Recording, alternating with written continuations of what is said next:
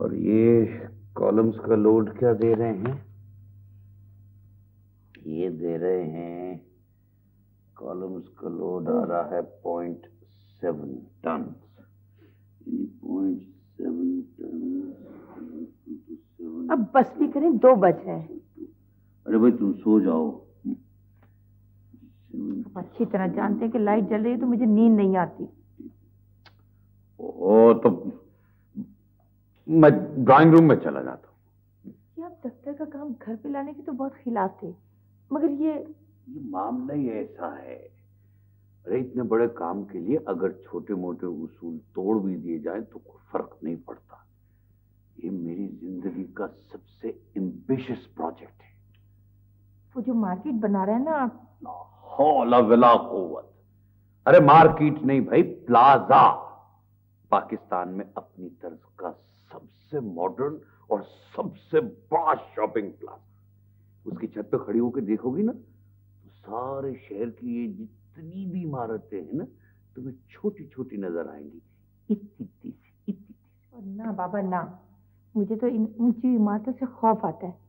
मान से अगर पाँव के नीचे जमीन ना हो ना तो ऐसे लगता है जैसे तुम्हारे सर में से दिमाग निकल गया हो। अरे खुदा के लिए अब तो ये जहालत की बातें छोड़ दो। 25 वर्ष हो गए मुझे तुम्हारे साथ सर खपाते।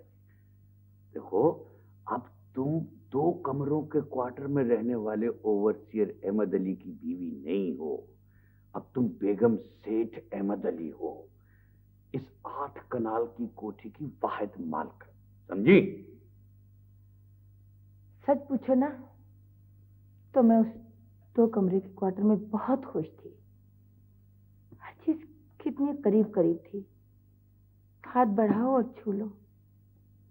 और यहाँ आके तो मेरे अपने बच्चे मुझसे दूर हो गए। फिर वही कजबैसी। अरे तुम्हें देख के यकीन आता है कि औरतें वाकई नाक़िसुल अक्ल होती हैं। अरे कौन सी नेमत है खुदा ताला की जो हमारे घर में मौजूद नहीं है। 10-10 नौकर तुम्हारे आगे हाथ बांधे खड़े रहते हैं। बात तुम्हारे मुंह से बाद में निकलती है, काम पहले हो जाता है। अरे और मगर तुम हो कि उस धुएं के मारे हुए जलील और कब्र की तरह तारीख क्वार्टर को अभी तक नहीं भूली। हद होती है नाशुक्री की भी। ओहो, अल्लाह का शुक्र है, अल्लाह का दिया सब कुछ है, सब कुछ है। मगर फिर भी आपको दिन रात धुन लगी रहती है इसको बढ़ाने में। आखिर क्यों? कैसी पागलपन की बातें कर रही हो तुम? क्या हो गया तुम्हें? देखो, दौलत जो होती है, दौलत से इंसान को सुकून मिलता है, मगर उसके लिए हर वक्त इसी धुन में लगे रहना। कभी शीशा गौर से देखा है तुमने? माथे पे कितनी शिकने पड़ चुकी हैं। हो। आप तो माशाल्लाह से बहुत अच्छी खासी तकरीर करने लग गई। क्या ख्याल है इस मर्तबे आपको लेडीज क्लब के इलेक्शन में ना खड़ा कर दूं? खुदा के वास्ते मेरी बात का मजाक ना उड़ाओ। देखो जानेमन, बहुत सी बातें ऐसी होती है जो सिर्फ मर्दों के सोचने और समझने की होती। अब देखो ना, जिस तरह मुझे तुम्हारे इस स्वेटर का नमूना समझ में नहीं ना आता कि 2 घर ऊपर और 4 घर नीचे, बिल्कुल इसी तरह तुम मेरे कारोबार की पेचीदगियों को नहीं समझ सकते। जाओ अब सो जाओ, जाओ बस सो जाओ और मुझे डिस्टर्ब ना करो प्लीज। छोड़े इस बात को। ये भाई फकीर हुसैन पे जो तुम्हें किसने बताया? खालिद ने बताया। वो गया था कल उनके यहाँ। खालिद? क्यों? आप भी कमाल करते हैं, मुसीबत में आखिर अपने ही काम आते हैं। मैं तो सोची सुबह मैं भी घर जाऊंगी उनकी। हाँ क्यों नहीं, मगर मेरा ख्याल है तुम्हारा वहां जाना मुनासिब नहीं है। क्यों? मैं गया था शाम को उसकी तरफ, मगर उसने मेरी मदद लेने से साफ इनकार कर दिया, बल्कि मुझे घर से बेइज्जत करके निकाला था। समझ में नहीं आ रहा, उस दिन फकीर भाई इतने बरसों बाद घर आए, चले गए, पता नहीं क्या किस्सा है। अरे किस्सा विस्सा कुछ नहीं, दिमाग में खलल आ गया उसके। बस कह दिया कोई नहीं जाएगा मेरे घर में से उनकी तरफ, और कोई जरूरत नहीं है किसी को वहां जाने की उसके घर में। ठीक है, मगर आप उनकी मदद जरूर कीजिएगा, रिश्तेदारों का हक पहले होता है। करूंगा बाबा, करूंगा। मुझे ये काम खत्म करने दो, मुझे ये सारे कागजात मुकम्मल करके सुबह वकील को दिखाने हैं, समझी? ये कुछ तुम्हारे स्वेटर का नमूना नहीं है, आज ना बना 2 दिन बाद बन गया। मैंने पानी रख दिया, उठ के मुंह हाथ धो। उठो। जी नहीं चाह रहा। अख्तर, देखो तुम अब्बू की हालत देख रहे हो। अब मैं लड़की हूँ, अब तुम ही हो अख्तर जिसने हम सबको इस मुसीबत से निकालना। अख्तर तुम ही हो जिसने अपने बाप के नाम की, अपने बाप की इज्जत की हिफाजत करनी। मैं क्या कर सकता हूँ? तुम मर्द हो, पढ़े लिखे हो, मिलो जाकर उन लोगों से, उनसे कहो कि हमारे बाप के खिलाफ साजिश की गई है। अब एसपी समी से मिलो, उसने बल्कि हमारी मदद का वादा भी किया है। सीधा, क्या तुम्हें भी यकीन है कि ये साजिश अहमद चाचा ने की है? पता नहीं मुझे तो, अब्बू तो यही कहते हैं, लेकिन मेरी समझ में ये नहीं आता कि ये मकान खाली कराने के लिए वो तो बहुत बड़े आदमी है। ज्यादातर बड़े आदमी इस तरह की छोटी हरकतें करते हैं। अगर अख्तर ये बात है तो फिर तो बड़ी मुसीबत है।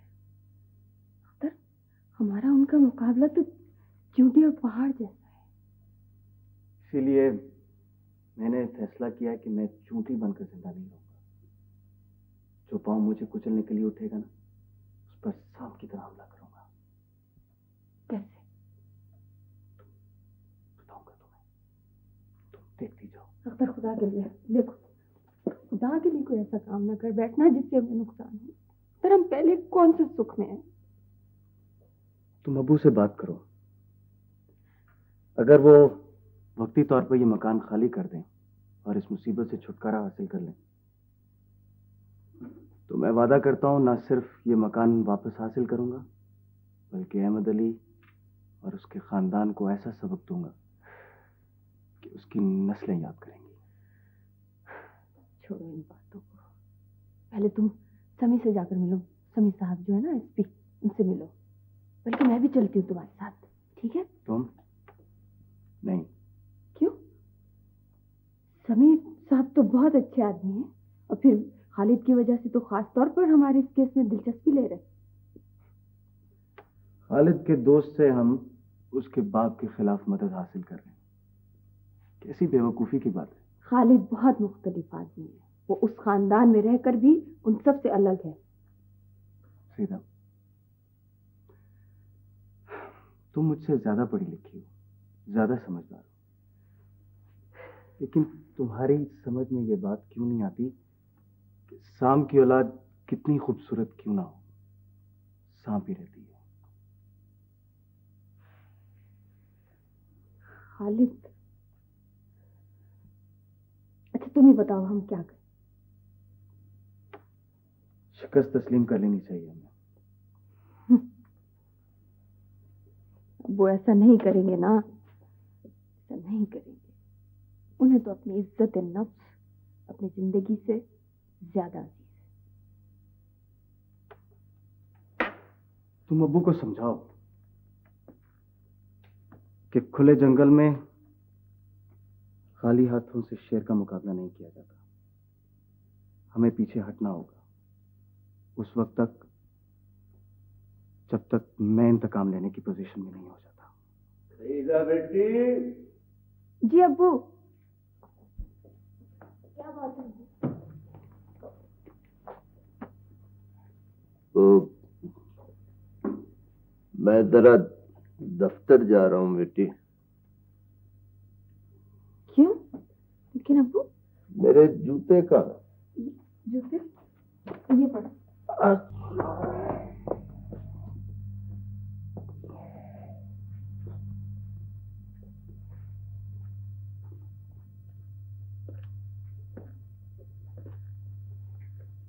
शायद मुझे थोड़ी देर हो जाए।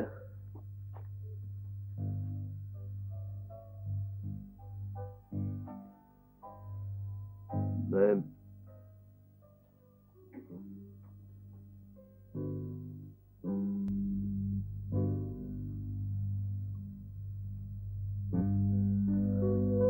जीते रहो।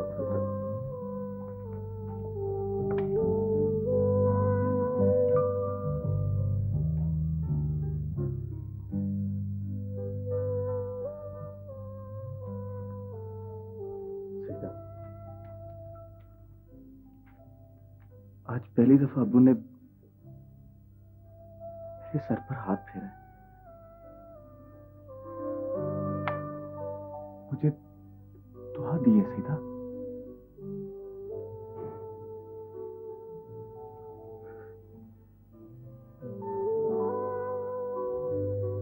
यूसुफ जी। अरे भाई बुलाओ, आबिद को। कहाँ रह गया वो? बहुत अच्छा। अभी मैं उनके कमरे में गई थी तो वो शेव कर रहे थे। अभी शेव ही हो रही थी। भाई ये क्या कॉन्स्पिरेसी हो रही है मेरे खिलाफ? हाँ, गिव मी बटर प्लीज। जल्दी जल्दी जल्दी जल्दी जल्दी। Thank you thank you. बदतमीज। न दुआ न सलाम, आते ही शुरू हो गए और हम तुम्हारा इंतजार कर रहे थे। अम्मी दिया, नेक काम में देर नहीं करनी चाहिए। क्यों डैड?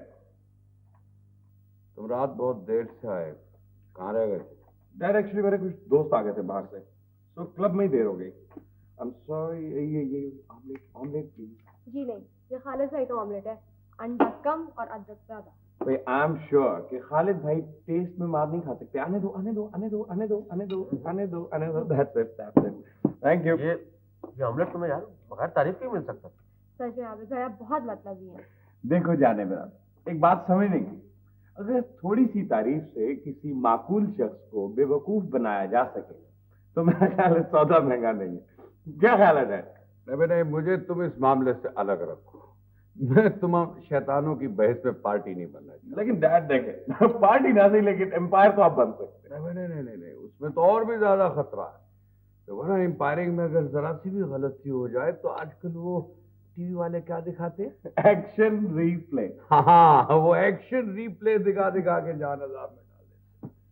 अच्छा बेगम, आज रात वो हमारे पार्टनर है ना सरदार जहांगीर साहब, वो शायद खाने पे आएंगे। अच्छा, तो खाना जरा जोरदार सा। कितने लोग होंगे? हमारे साथ तो सिर्फ सरदार साहब ही खाना खाएंगे, वैसे उनके नौकर चाकर भी हो। डैड, ये इतने सारे नौकर साथ लेकर फिरने की तो मेरी कुछ समझ में नहीं है। स्टाइल बेटा, स्टाइल। ये जागीरदार तबके का बड़ा टिपिकल स्टाइल है। वैसे ये बड़े ऊंचे लंबे और खौफनाक से आदमी होंगे सरदार साहब, जैसे पंजाबी मूवीज में होता है। Oh no, not at all. तुम देखोगी तो हैरान रह जाओगी, इसलिए कि वो बड़े आम से आदमी हैं। I mean structure wise. Chiefs college और ऑक्सफोर्ड का पढ़ा हुआ, बहुत गहरा आदमी। बातें सुनोगी तो तुम्हें यकीन नहीं आएगा कि ये शख्स। छोड़ो इन बात। हाँ भाई खालिद, तो आज तुम चल रहे हो ना हमारे साथ ऑफिस? वो मुझे कुछ कॉलेज में कुछ काम है, मेरा मतलब है। ओह, लीव दैट टू मी। भाई कॉलेज का काम ऑफिस में भी बैठ के हो सकता है। Now are you coming with us? Thank you. अच्छा भाई आबिद, तुम आज लंच मेरे साथ ऑफिस में करना, एक जरूरी डिस्कशन करनी है। Sure dad, I will be in touch.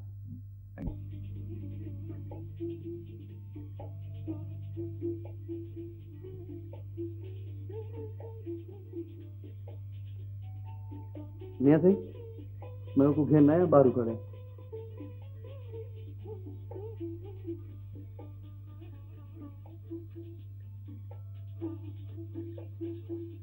अंदर घेना पुत्र वांजो ने अंदर।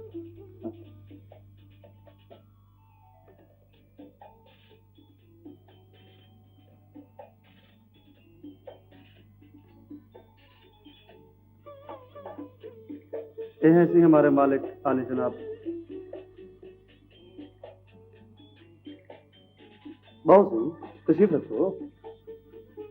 मैं ये ठीक हूँ।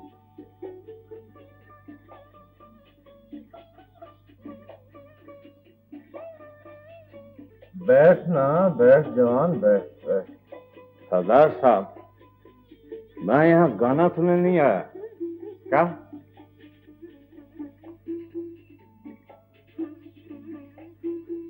वही पुत्र अंदर वही शाबाश, चलो।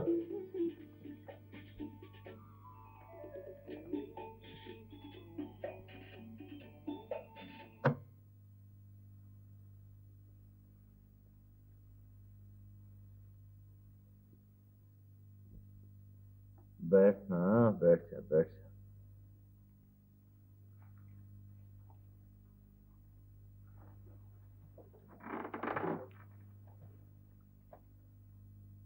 क्या पियोगे?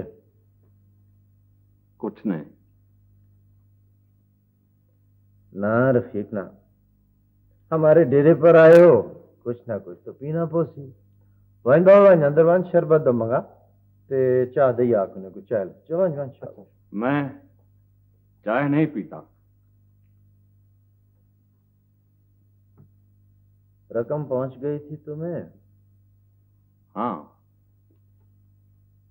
बहुत अच्छा काम किया। मैं हमेशा अच्छा ही काम करता हूँ। रफीक, मुझे निडर और जीदार आदमी बहुत अच्छे लगते हैं। कभी कोई काम हो तो सरदार जहांगीर खान के डेरे पर चले आना। मुझे तुम्हारी मदद करके बहुत खुशी होगी।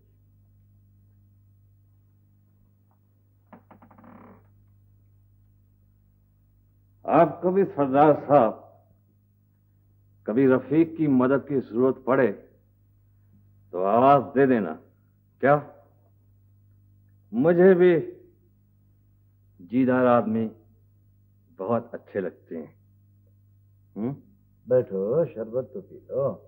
अल्लाह बादशाह। ना ना ना ना रियासत पुत्र ना, ऐसे बंदे जय करने के नहीं होते रियासत। पुत्र, अगर कुत्ता अच्छी नस्ल का हो ना तो उसके भौंकने का बुरा नहीं मनाना चाहिए। ना पुत्र ना। बनो शाबाश, रफीक को जी पे छोड़ा आप। बनो बनो बनो शाबाश। ठीक है सही। So, Mr. Grewal, yes sir. I think now everything is quite clear to you. Yes sir. Am I right? Yes sir.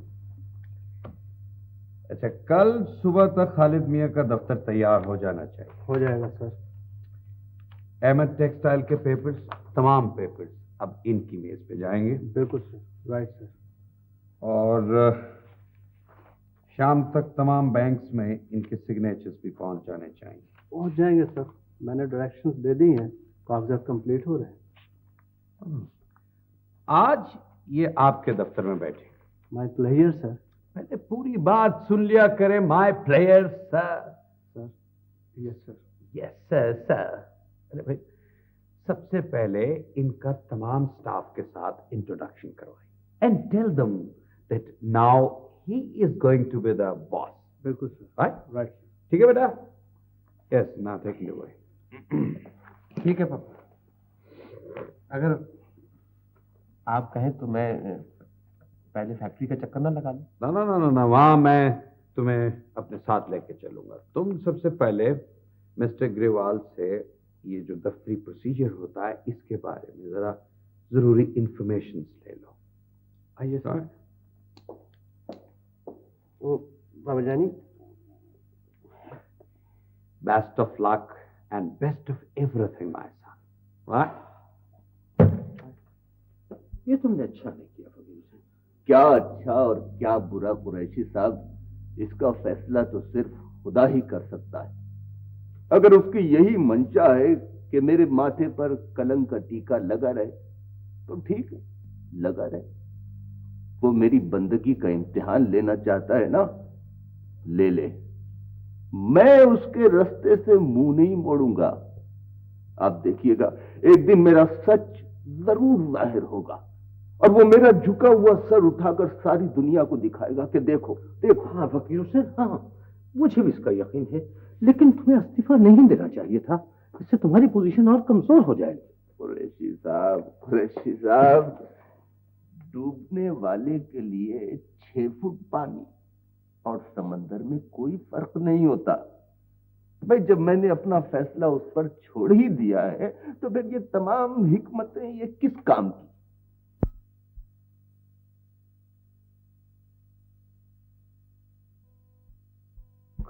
क्यों नहीं?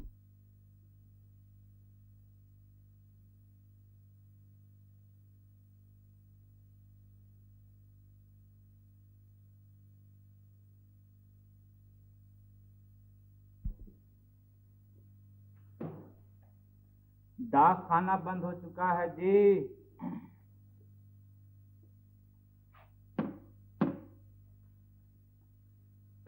सर, एसपी साहब, माफी चाहता हूं। माफी? किस बात की? मैं समझा शायद कोई आम, मेरा मतलब है सर पब्लिक में से कोई। तो आपके नजदीक हम पुलिस वाले पब्लिक का हिस्सा नहीं है? क्यों नहीं जी, क्यों नहीं। आइए सर, तशरीफ रखिए। शुक्रिया। क्या चाहिए? कुछ नहीं, मैं कुछ मालूमात हासिल करने आया था। इस डाकखाने के इंचार्ज फकीर हुसैन साहब ही हैं ना? जी हाँ, वो आज सुबह आए थे और इस्तीफा देकर चले गए। उनके खिलाफ एक केस बन गया ना जी। अच्छा अच्छा अच्छा, वो जो गबन किया है उसने? गबन? नहीं जी नहीं, अल्लाह मियाँ को जान देनी है। फकीर हुसैन साहब तो बड़े ईमानदार और बड़े उसूल वाले आदमी थे सर। समझ नहीं आती ये हुआ क्या। वो शख्स तो कभी एक पैसे का हेर फेर इधर से उधर नहीं होने देते थे जी। इंसान की नीयत बदलते क्या देर लगती है? नहीं जी नहीं, मेरा दिल नहीं मानता। मैंने 6 साल उनकी मातहती में काम किया है। पता नहीं कि किस जालिम ने उनके साथ शरारत की।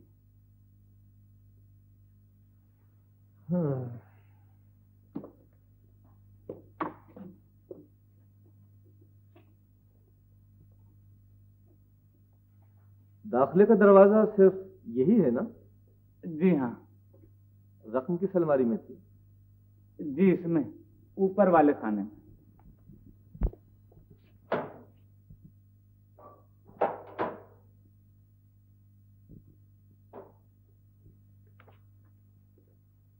दरवाजे का ताला कहाँ है? जी जी ये।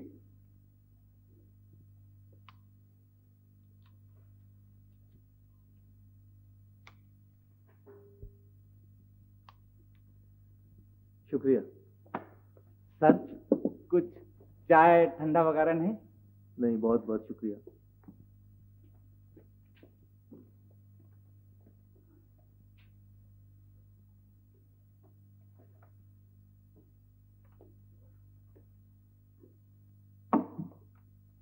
सर, वैसे जो उसूल आप आम पब्लिक के लिए बनाते हैं, पुलिस या किसी और के लिए उन्हें तोड़ा ना कीजिए।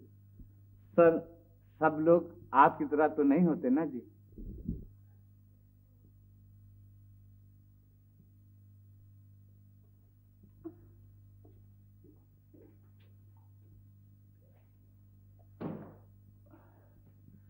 लतीफ, एक गिलास पानी ले आना।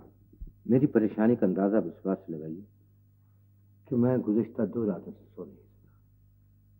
मेरी समझ में ये बात नहीं आती कुरैशी साहब, आप लोगों ने इस वाकये की रिपोर्ट पुलिस में क्यों नहीं? पुलिस यकीनन इस वाकये के उन पुलिसवार पहलुओं पर गौर करती जिन्हें आप लोग नजरअंदाज कर रहे हैं। ये भी हमने फकीर हुसैन की भलाई के पेश नजर किया। तशरीफ रखिए। शुक्रिया। खुदा जाने आप भलाई किसे कहते हैं? यानी एक शख्स की इज्जत, 30 साल जिंदगी और उसके बच्चों का मुस्तकबिल तबाह हो रहा है, और आप कह रहे हैं कि ऐसा आपने उसकी भलाई के लिए किया। इसमें कौन सी लॉजिक है कुरैशी साहब?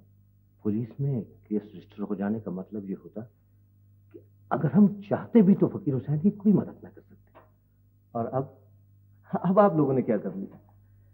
देखिए कुरैशी साहब, अच्छे बुरे आदमी हर महकमे में होते हैं, पुलिस वाले भी इस सोसाइटी के फर्द हैं, आप उन पर एतमाद तो कीजिए। मेरा ख्याल अगर आप लोगों ने पुलिस में इत्तला की होती तो पुलिस अब तक असल मुजरिम तक पहुंच चुकी होती।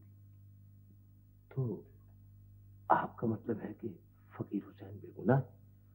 नहीं, फिलहाल तो मैं कुछ नहीं कह सकता, लेकिन इस केस में एक दो बातें ऐसी हैं जो मुझे बुरी तरह खटक रही हैं। इस चोरी की इत्तला आपको और आपके डीजी साहब को फोन पर दी गई।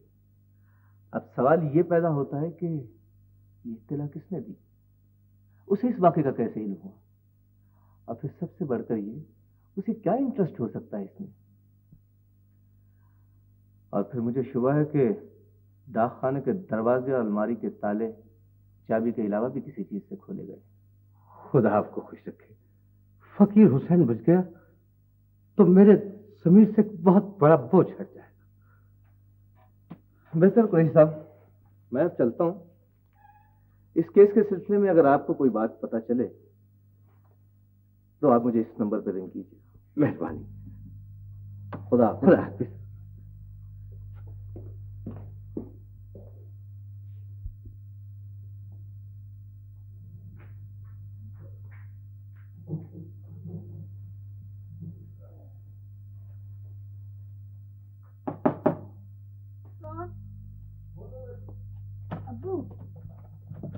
अबू कहाँ रह गए थे? मेरा इतना जी घबरा रहा था, कहाँ रह गए? मैं जरा रखो भैया, रखो और ले आओ सारा सामान।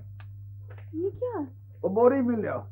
ये बेटी, ये मैंने सोचा कि नौकरी तो अब चली गई है तो रख दो यहाँ, और भी ले आओ। तो ये पेट तो साथ लगा रहेगा ना, इसके लिए तो कुछ करना था। तो वो अपना कमरा नहीं है बाहर गली वाला, वो कल से फकीर हुसैन जनरल मर्चेंट की दुकान बन जाएगा। ठीक है ना? ले आओ, और भी ले आओ भाई। हाँ, क्या है मगर, रखो भाई। तो सब चीजें देख लो। हाँ बाकी अच्छा भाई, मेहरबानी तुम्हारी। ये लो। और नाजी ना, 1 रुपए तो आजकल फकीर भी नहीं लेता। और क्या तुम्हें 100 का नोट दें? आप मालिक हैं जी, 1 पैसा भी ना दें। मैंने तो अपना हक मांगा है 5 रुपए। ये 4 चीजें वहां से उठा के यहाँ रखने के 5 रुपए? दस्तों पर लगते हैं नोट? अख्तर भाई ये लो, बस इससे ज्यादा मेरे पास नहीं है, मैं नहीं दूंगा। चलो आप खुश हो जाएं जी, गरीब का हक मांगकर हमारी खैर है। तुम जाते हो यहाँ से या मैं? ये बेचारा तो जाहिल गवार है, तुम तो समझदार हो बेटे। तुम ऐसी गुफ्तगू करोगे तो इसमें और तुम्हें फर्क क्या रहेगा? चल भाई जाओ जाओ। अख्तर तुम जाओ, तुम भी जाओ, पैसे मिल गए तुम्हें पूरे। चल जाओ। बाकी सामान हम ले लेंगे।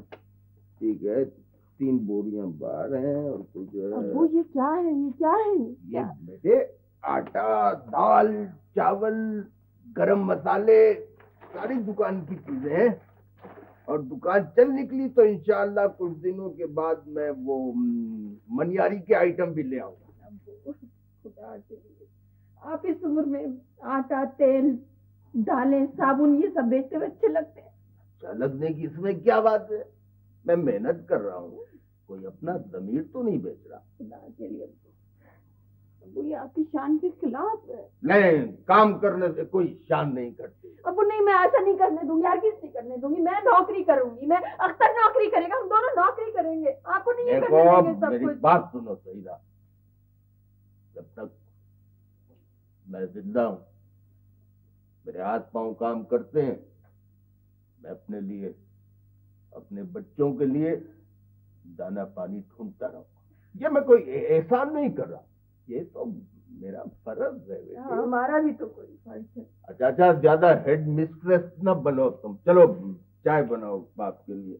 तो देखो, ये दुकान की चीजों में से कोई चीज न रहना। चल जब तक मैं वो बाकी सामान भी उठवा लेना।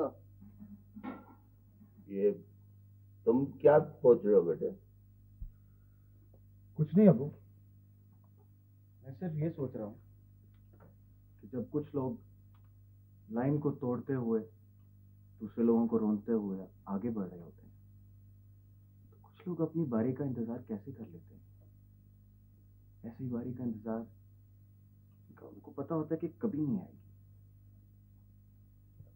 तो तुम्हारे ख्याल में क्या लाइन में खड़ा होने से बेहतर है कि लाइन को तोड़कर भीड़ में शामिल हो जाया जाए?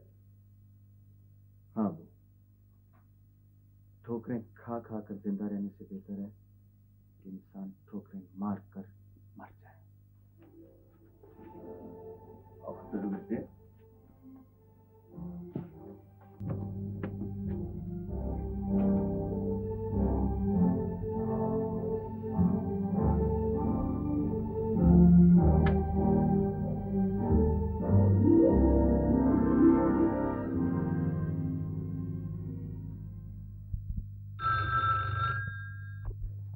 हेलो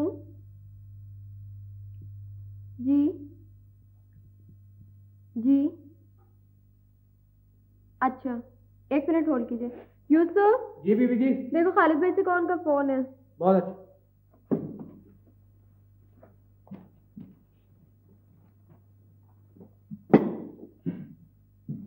नीलम बेटी, जी ये वो तुम्हारी सलाद का सारा सामान आ गया। वो तुम क्या बनाती हो वो खुद ही कर लो। French dressing. हाँ वही। इस वक्त मेरा मूड नहीं है। क्या नहीं है? मूड नहीं है, थोड़ी देर बात कर लूंगी। चलो। खालिद भाई आपका फोन है। किसका है? पता नहीं।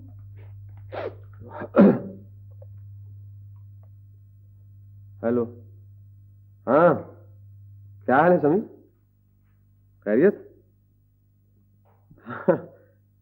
वो अब्बाजान जबरदस्ती ऑफिस घसीट कर ले गए।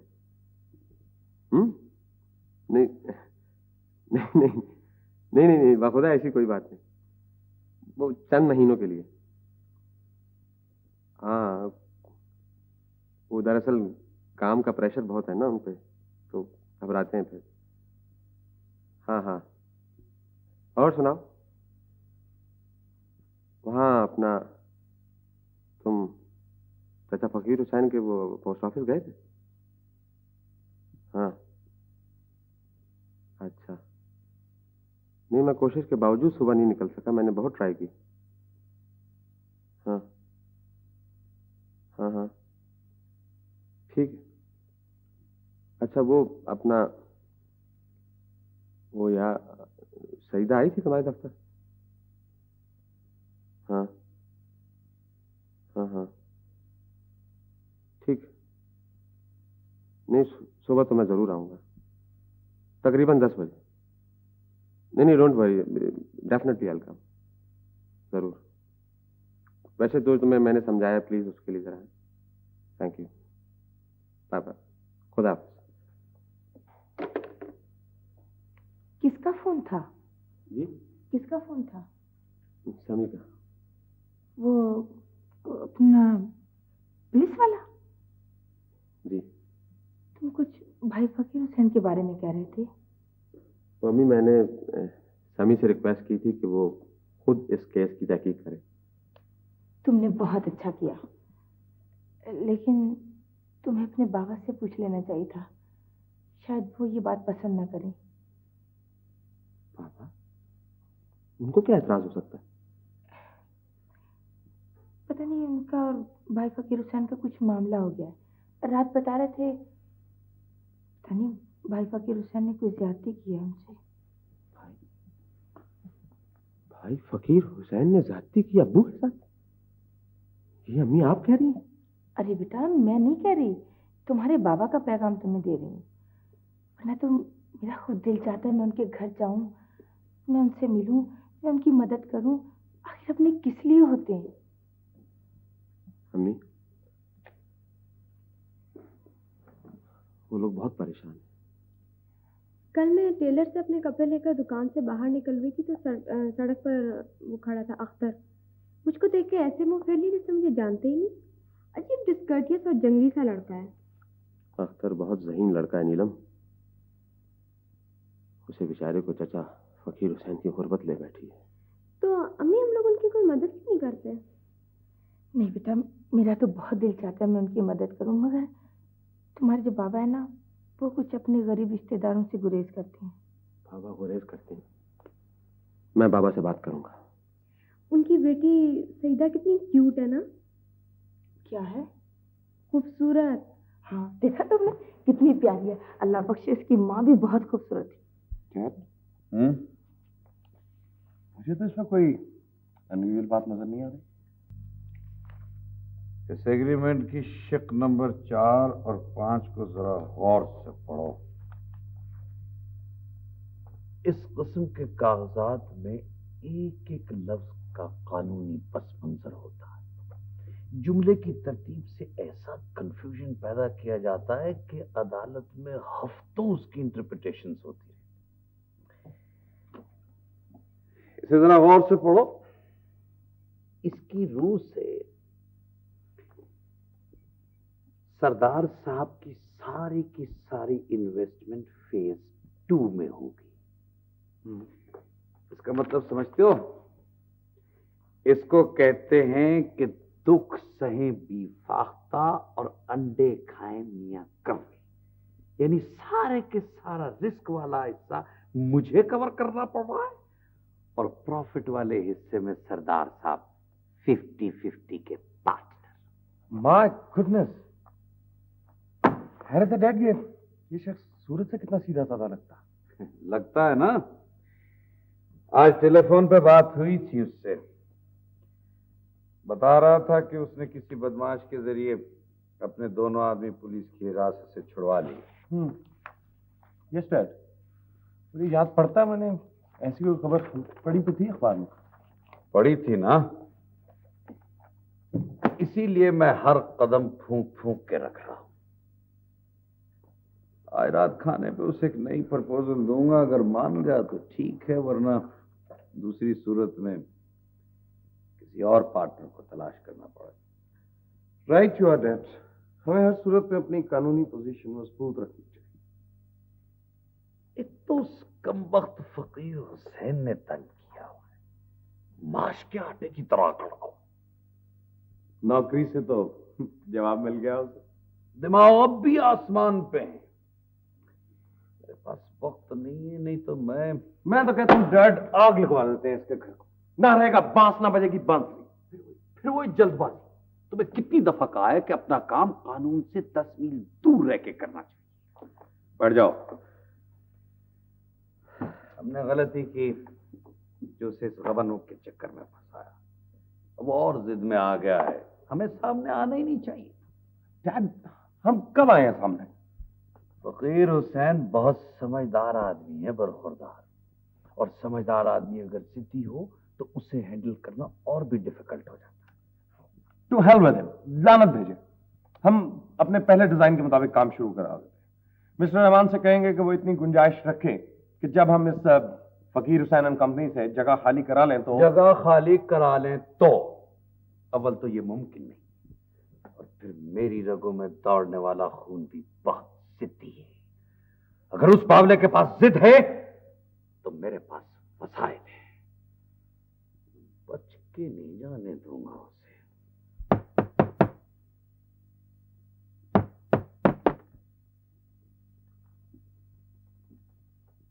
तुम? हाँ, उस्ताद ने कहा कि आज रात एक वारदात है, अगर चलना है ना तो आ जाना। आज रात चलना है तो आधे घंटे के अंदर अंदर डेरे पर पहुंच जाओ। उस्ताद एक एक सेकंड का हिसाब रखता है। अब हम चलते हैं।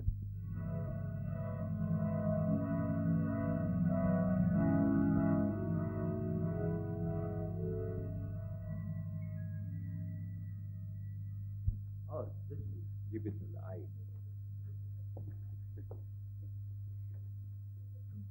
वाह सुभान अल्लाह, आज से हमारी आपकी दोस्ती पक्की हो गई सही।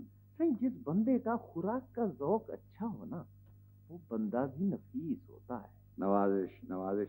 वैसे जहां तक खुराक का मामला है, इसका सारे का सारा क्रेडिट आपकी भाभी को जाता है। सही, औरत की तो असल खूबसूरती ही यही होती है। उधर यूरोप में माए अपनी बेटियों को यही नसीहत करती है कि खामद के दिल तक पहुंचने का रास्ता पेट से जाता है। उसके बावजूद इतनी डाइवोर्सेस होती हैं। डाइवोर्स पुत्र, उसकी तो कुछ और वजूहात भी हैं। एक दफा से मैं ऑक्सफोर्ड में जब पढ़ता था, तो एक डिबेट हुआ था इसी मसले पर। जी पुत्र, बात यह है कि यूरोप की औरत ने अपने हाथ में कैंची पकड़ी हुई है और हर चीज को बीच में से काटती जा रही है, और इसी चक्कर में वो शादी का सर्टिफिकेट भी करता रहता। वाह, क्या खूबसूरत बात कही आपने, हैं बाबा? बेटा, हमारे सरदार साहब जो है ना, ये हरफन मौला है। किसी मौजू पे गुफ्तगू करके देख लो, ऐसे लगेगा जैसे मालूमात का समंदर छुपा है इनके अंदर। सही सही, ये तो आपकी आंख की खूबसूरती है। नवाजिश नवाजिश। अरे बेगम, अब आप ऐसा कीजिए कि हमें बड़ा आला नस्ल का खानदानी किस्म का जरा कहवा पिलवाइए। मैं जरा एक प्रॉब्लम डिस्कस कर लूँ सरदार साहब से।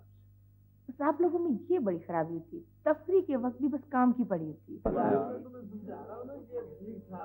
मां से हमने तो बात की थी इसके साथ, वो माना ही नहीं। मैं क्या करता आपके पास गए थे। ए बच्चे जी, तुमने वहां कुछ नहीं करना, क्या सिर्फ देखना है।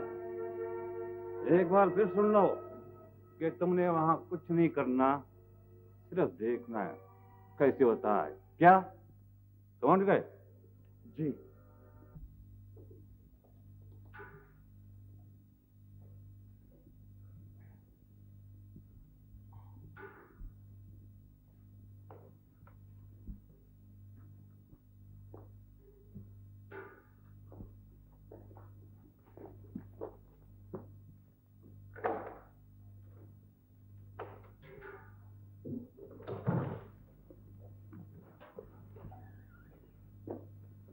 सब ठीक है, सब ठीक है, मैंने सबको बांध दिया है।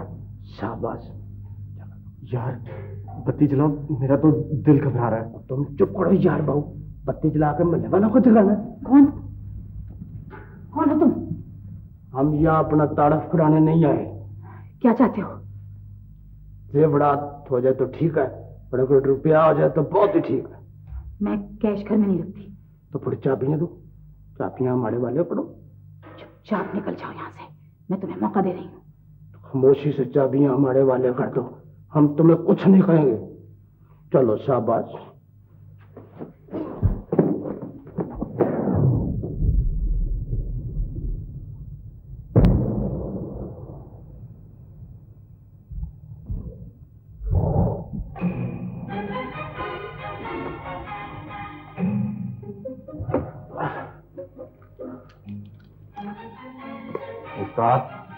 अगर कहो तो इसकी चटनी बना दो।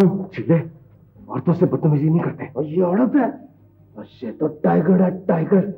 चलो चाबियां निकालो, औरतों से बदतमीजी नहीं करते। बाहू पीछे हटो।